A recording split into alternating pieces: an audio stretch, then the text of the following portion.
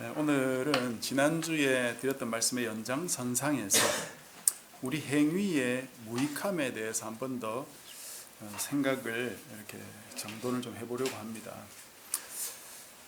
지난주 우리는 하나님께서 모든 주권을 가지고 이 세상을 운행하시고 자신의 백성들을 구원하신다 하는 부분을 살펴보았습니다.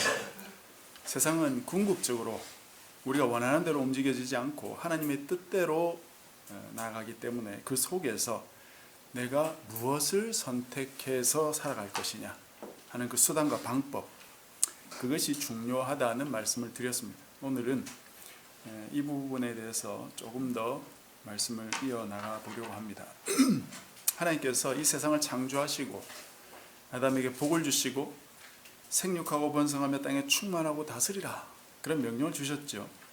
창세기 2장에 보면 하나님께서 아담을 에덴 동산에 두시고는 그 에덴 동산을 경작하며 지키라, 그렇게 말씀하셨습니다.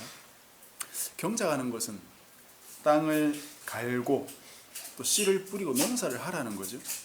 그렇게 하는 이유가 무엇일까요?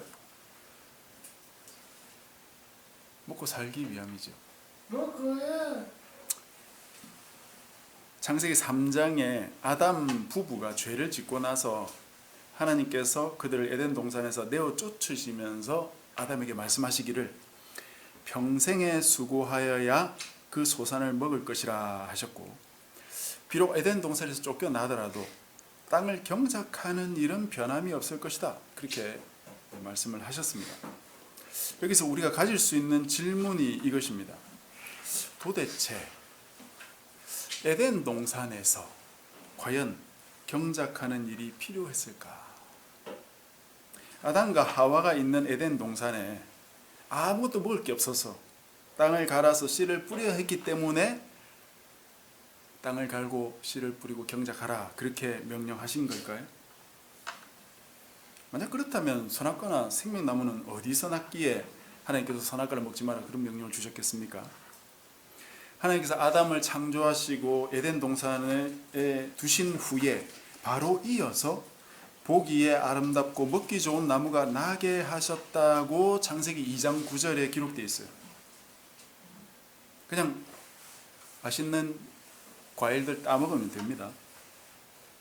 또 물을 마시기 위해서 땅을 갈아 엎어서 물 웅덩이를 만들어서 먹을 수 있는 물을 바다에 했던 것도 아니고, 강물이 멀리 있어가지고 그 물길을 에덴 동산까지 끌어와야 했던 것도 아니죠.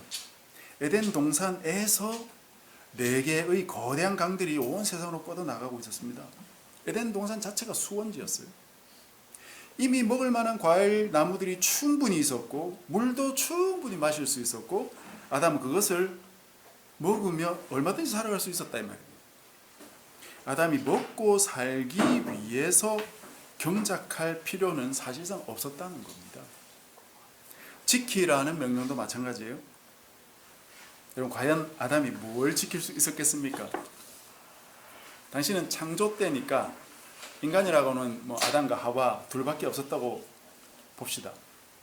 그렇다면 다른 인간들로부터 뭘 지키는 것은 아니겠죠? 그러면 무엇으로부터, 누구로부터 지킨다는 겁니까? 쉽게 말해서 사탄 같은 악한 영으로부터, 에덴 동산이나 또는 하나님이 주신 명령, 그런 걸 지키라는 뜻이겠죠. 그런데 한번 생각해 보십시오. 그게 가능이나 했겠습니까?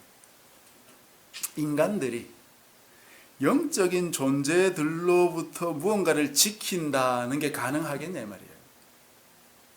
악한 영들이 볼 때 아담과 하와가 무언가를 지키고 있다는 건 그야말로 참 힘없는 아이가 기중품 하나 가지고 있는 거하고 뭐가 다르겠어요? 사탄이 그들을 보면서 야, 쟤들이 지키고 있으니까 내가 손도 못 대겠네 하면서 걱정하거나 두려워했겠어요? 아담과 하와가 지킨다고 하면서 얼마나 코웃음 쳤겠습니까? 인간이 무언가를 지킨다는 그것 자체가 별 쓸모가 없다는 거예요. 하나님께서 경작하라, 지키라 명령을 내리신 것은 맞지만 인간의 행동은 사실상 별로 쓸모가 없다 이 말입니다. 무익하다 이 말이에요. 기도도 마찬가지예요. 하나님께서 우리의 기도를 듣고 응답하신다는 내용이 성경에 무수히 나옵니다. 히스기야의 기도에 응답하신 사실을 우리가 지난주 살폈는데, 비록 히스기야 기도 때문에 또는 그가 기도한 대로 하나님이 응답하신 건 아니라 해도 그의 부르짖음에 하나님이 응답하신 사실은 맞죠. 이런 내용들을 보면 우리는 기도를 해야 한다 하는 당위성과 동시에 기도를 하라는 하나님의 명령을 다시 한번 되새기게 됩니다. 그러나 기도를 반드시 해야 될까? 하지 않으면 안 될까? 하는 생각이 들게 하는 말씀들도 여전히 성경에 있다 하는 사실이죠. 제가 자주 인용하는 마태복음 6장에 보면 하나님께서 인간에게 필요한 의식주를 언급하시면서 하늘 아버지께서 너희 먹고 자고 쉬고 하는 이 모든 것이 있어야 할 줄을 아신다고 했어요. 그리고 너희가 먼저 그의 나라와 그의 의를 구하면 이 모든 걸 다 더해 주신다고 약속하셨어요. 우리에게 필요한 것이 무엇인지 굳이 기도하지 않아도 하나님이 다 아시고 그걸 다 채워주시겠다 라고 약속하셨다면 도대체 기도가 무슨 소용이 있냐 이 말이에요. 더 놀라운 말씀은 로마서 8장 26절에 나오는데, 거기 보면 성령께서 말할 수 없는 탄식으로 우리를 위해 간구하신다 그렇게 하는 말씀이 나오죠. 이 사실은 방금 말씀드린 부분과 같은 내용이라고 볼 수 있지만, 성령께서 왜 그렇게 기도하시냐, 왜 우리를 위해 그렇게 말할 수 없는 탄식으로 기도하시냐 하는 그 이유가 로마서에 나오고 있는데요. 뭐라고 되어 있냐면, 우리가 마땅히 빌 바를 알지 못하기 때문이라는 거예요. 즉 우리가 무엇을 위해 기도해야 될지를 알지 못하기 때문에 성령께서 우리를 위해서 기도해 주신다는 겁니다. 우리가 무슨 기도를 해야 될지 모른다는 거예요. 무엇을 어떻게 기도해야 할 줄도 모르니까 성령께서 정말 너무 안타까워서 말할 수 없는 단식으로 우리를 위해 기도한다는 거예요. 그런데 우리는 이렇게 기도해야 된다, 저렇게 기도해야 된다 하는 말들을 너무 남발하고 있는 게 아니냐 말이에요. 기도 제목 첫 번째, 두 번째, 세 번째, 네 번째 하면서 말입니다. 우리의 그런 기도 행태를 보면은 우리가 기도 제목을 모른다는 것이 잘 이해되지 않을 정도죠.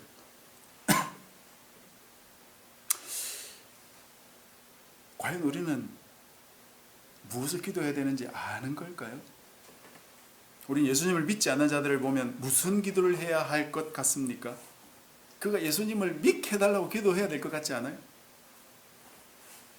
그런데 정말 그것이 하나님의 뜻과 일치하느냐 하는 겁니다.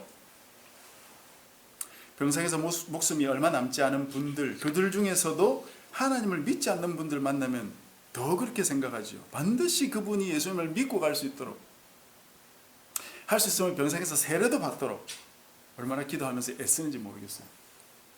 그래서 하나님을 믿겠다고 말만 하라고 독촉하는 분들이 많이 계시죠. 하나님을 믿겠다고 말을 한다는 것 자체가 큰 의미가 있다고 생각하세요? 입으로 시인한다는 것이 겨우 그런 뜻이라고 생각합니까? 마음과 삶의 변화가 없이 입으로 예수님을 믿겠다는 말이 시인한다는 말이라고 생각하시냐 이 말이에요. 한 걸음 더 나아가서 어떤 분들은 죽어가는 자기 가족을 살려달라고 기도하시는 분들도 계시죠. 인간적으로 마음이 아프지만 그런 기도가 과연 하나님의 뜻에 일치하느냐? 특별한 경우에 그럴 수도 있습니다. 그러나 대부분 일반적인 경우 그럴 공사는 거의 제로에 가까워요. 다시 살릴 거면 하나님께서 왜 그런 중한 병을 또는 사고를 당하게 두셨겠어요? 아예 그런 괴로운 일이 발생하지 않도록 그 전에 차단하시면 되죠. 하나님께서 분명 우리의 기도를 하라고 하셨지만 상당히 많은 경우 우리의 기도는 무익해 보인다 이거죠. 이런 부분에 있어서 전도만큼 당황스러운 주제가 또 있을지 모르겠어요. 예수님이 승천하시기 전에 제자들에게 이렇게 말씀하셨어요. 너희는 온 천하에 다니며 만민에게 복음을 전파하라. 바울도 그렇게 말하죠. 믿지 않은 자를 어떻게 부르리요? 듣지도 않은 일을 어찌 믿으리요? 전파하는 자가 없이 어찌 들으리요? 보내주를 받지 않으면 어찌 전파하리요? 기록된 바 아름답도다. 좋은 소식을 전하는 자들의 발이여 함과 같다. 전도가 그만큼 위대한 일이다 이거죠. 이런 명령에 도전받고 자기 인생을 건 젊은이들이 얼마나 많은지 모릅니다. 그러나 우리가 아무리 전도를 해도 성령님께서 그 영혼을 만져주지 않으시면 그 영혼이 마음의 문을 열지 않고 오히려 강팍하게 대하며 전도자를 박해했다는 것을 역사가 가르쳐주지 않습니까? 전도하는 대로 복음이 전해지고 영혼들이 주께로 돌아왔다면 예수님 제자들이 다 순교할 필요가 없지요. 그리고 로마 시대의 박해라는 것은 역사책에 기록되어 있지도 않을 겁니다. 대부분의 전도는 냉대받았고 박해받았고 재수없다고 소금 뿌림을 받았습니다. 우리가 듣는 많은 전도의 성공담들은 그런 역사 속에서 소수의 긍정적인 경우에 해당될 것이고 아마도 참된 전도가 아니라 다른 이상한 형태의 전도일지도 모릅니다. 오히려 우리를 놀라게 하는 것은 분명히 전도가 제대로 이루어지지 못할 것이라고 여겼던 중국 같은 나라에서 수년 동안 기독교인들이 수배로 늘어났다는 점, 그리고 단 한 명의 기독교인도 없고 선교사도 파송된 적이 없다고 보고된 중동의 나라들에서 하나님의 백성들이 생기기 시작한 일일 겁니다. 이런 역사를 누가 일으켰겠습니까? 과연 사람이 들어간 적도 없어요. 선교사가 사람이 했을까요? 한 영혼이 하나님께 돌아오는 일은 인간이 할 수 있는 일이 아니에요. 그래서 하나님이 하지 않으시면 안 되는 일입니다. 아무런 전도자가 없어도 하나님이 구원하셔야겠다 하시면 홀로 팔을 걷으시고 자기 백성을 구원하시는 분이 바로 하나님이신 것을 우리 지난주도 보지 않았습니까? 우리는 전도해야 되고 또 전도의 삶을 살아야 하지만 사실상 우리가 하는 전도가 무익해 보인다 이거예요. 무슨 쓸모가 있냐 이 말입니다. 그래서 우리는 오늘 예수님 말씀을 좀 찬찬히 하나씩 잘 기억해야 할 것 같습니다. 이와 같이 너희도 명령받은 걸 다 행한 후에 이르기를 우리는 무익한 종이라 우리가 하여야 할 일을 한 것뿐이라 할지니라. 이 말씀의 맥락은 바깥에서 밭을 하루 종일 갈고 또 양을 하루 종일 친 종이 집에 들어온 거예요. 일을 마치고. 얼마나 피곤하겠습니까? 그런데 그 종을 앞에 두고 주인이 아이고 너 피곤하겠다 수고했다 하면서 바로 앉아라 밥 먹어라 그렇게 하지 않는다는 겁니다. 하루 종일 수고했다고 종이 들어왔다 해도 주인은 종에게 내 먹을 거 먼저 차려라. 그리고 내 먹을 동안 계속 시중들게 하고 자기가 다 먹고 난 이후에 종 보고 이제 먹으라 한다는 겁니다. 그리고 그렇게 봉사하고 나서도 그 종의 입에서 나는 무익한 종이요 해야 할 일을 한 것뿐이라고 고백한다는 거예요. 종이. 여기서 예수님은 종들의 모습을 통해 우리가 배워야 할 중요한 점을 제시하고 계세요. 그것은 하나님께서 우리에게 하라고 명령하신 것은 그저 하면 된다는 겁니다. 하나님께서 명령하셨으니까 다른 이유나 토 달지 말고 묻지도 말고 그냥 해보라는 거죠. 왜? 하나님께서 주신 명령은 인류를 위한 완전한 진리일 건데 피조물인 내가 거기에 대해서 뭘 아는 게 있다고 이것저것 묻고 따질 게 있겠습니까? 설령 내가 싫다고 하면 하나님께서 그 명령을 철회하시겠습니까? 하나님은 분명히 완벽한 진리를 그 명령에 담아 주셨을 거예요. 그러니 모르면 모른 채로 그냥 순종하고 알면 아는 대로 복종하면 되겠죠. 그리고 그게 하나님 주신 명령이기에 당연히 해야 할 일을 한 것뿐이고 그럼에도 불구하고 나의 행위가 하나님의 그 크신 뜻과 목표에 결정적인 역할을 하는 것은 아니기 때문에 무익한 종일 수밖에 없다고 고백하는 것이죠. 여기서 중요한 한 가지 점은 무익하다 하는 고백이 종들의 입에서 나온다는 거예요. 종들의 입에서. 하나님께서 종들의 봉사를 무익하다라고 말씀하시는 게 아니고 종들이 스스로 자기들의 섬김과 봉사와 행위를 무익하다라고 고백한다는 거예요. 이건 자신의 행위가 별 쓸모가 없다고 깨달은 종의 입에서 나올 수 있는 고백이죠. 내가 열심히 해서 엄청난 과업을 이루고 나서 그래도 뭐 하나님은 겸손을 기뻐하시지. 비록 내가 한 일이 대단하고 엄청난 일이지만 나는 무익한 종입니다 라고 고백해야지 라는 식으로 겉과 속이 다른 그 고백을 하는 게 아닙니다. 또는 반대로 하나님께서 모든 일을 주관하시는데 내가 할 게 뭐냐 하면서 아무 일도 안 하고 탱자탱자 놀고 게으른 사람의 입에서 나오는 그런 고백도 아니죠. 실제로 자신이 최선을 다해서 하나님의 명령을 수행했지만 그것이 하나님의 나라 전체 역사에 비해 볼 때 참으로 내 것은 보잘것이 없구나 하는 사실을 깨달은 사람의 고백이어야 한다 이 말이에요. 이런 고백은 실제로 최선을 다해본 사람만이 고백할 수 있겠죠. 자신이 최선을 다해서 일했음에도 불구하고 그것이 그렇게 썩 유익하지 못했음을 깨달은 사람만이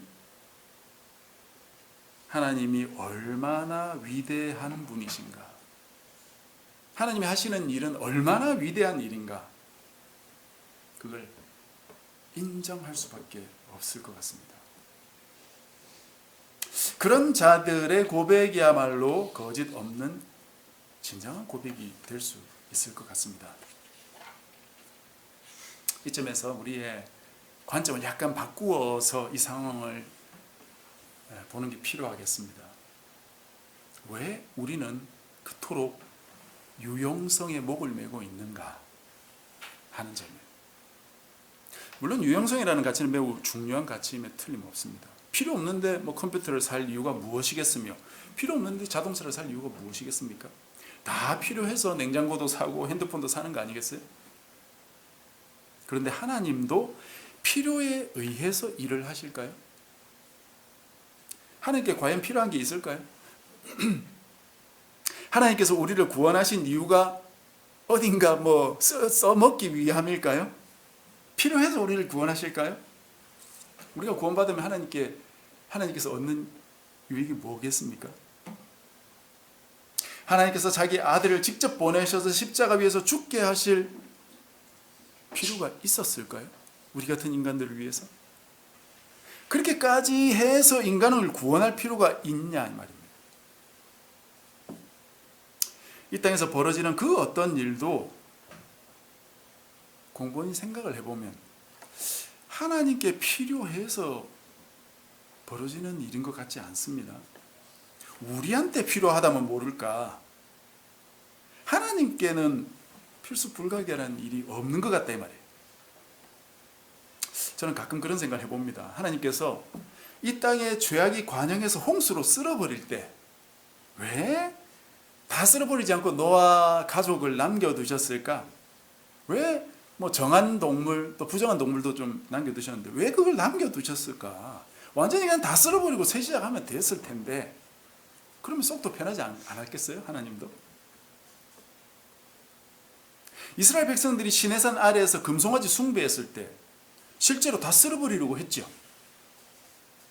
모세가 막아서지 않았다면 하나님께서 모세 빼고 다 쓸어버리려고 했습니다. 그러면 어쩌면 새로운 천지창조를 하나님이 하셨을지도 모를 일이죠. 그런데 하나님은 그 모세의 중보기도를 듣고 그들을 용서하셨다 이 말이에요. 도대체 어떤 필요가 있어서 그들을 용서하셨냐 이 말이에요. 그들이 도대체 무슨 유용성이 있어서 하나님이 그들을 남겨두셨겠냐 이 말입니다. 이들이 가나안에 들어가서 살 동안 얼마나 못된 짓 많이 했습니까? 결국은 아수르 바벨론에게 다 포로로 끌려가게 하셨죠. 나라가 쫄딱 망했습니다. 그리고 나서는 왜 다시 포로를 귀환시켰어요? 왜 다 죽었던 나라를 포로 귀환시키시면서까지 다시 살려주셨겠어요? 서로 다른 민족 택하면 되지 않아요? 아수르나 바벨론 택하면 되지 않아요? 다 죽어가는 이들을 왜 다시 살려두셨냐? 아무리 생각해도 그 이유가 없다 이 말입니다. 이들이 대단한 민족이었습니까? 그들이 포로로 귀환해서 예루살렘에 와서 그 귀환의 기쁨이 채 가시기도 전에 다시 한번 하나님 말씀을 어겨가지고 난리가 났던 역사가 에스라 느헤미야에 기록되어 있어요. 그런 민족에게 무슨 유용성을 따질 수 있어요? 있어도 그만 없어도 그만한 민족입니다. 결국 이런 민족을 위해 하나님은 자기 아들을 보내셨다. 도저히 유용성을 찾을 수 없어 보입니다. 그저 하나님께서 하나님은 이들을 아끼시는구나. 하나님께서 말씀하신 대로 이들을 그냥 하나님은 사랑하시는구나. 외에 다른 이유가 아무리 찾아도 없어 보인다 이 말입니다. 하나님께서 자기 백성을 사랑하시기로 작정하셨구나. 아주 사랑에 눈이 멀어버리셨구나. 사람도 유용성을 따지지 않을 때가 있죠. 사랑하는 사람이 생기면 그렇게 되죠. 사랑하는 사람이 생기면 아무 쓸데없는데 돈을 씁니다. 아무 쓸데없는 인형 같은 거 사고 꽃도 사고 가지 않아도 될 먼 맛집까지도 찾아다니고 그러죠. 굳이 안 해도 되는 일을 한다 이 말이에요. 왜? 그 일을 자기가 사랑하는 사람과 함께 하고 싶어서 그러는 거 아닐까요? 잠시라도 그 사람과 같이 있고 싶어서.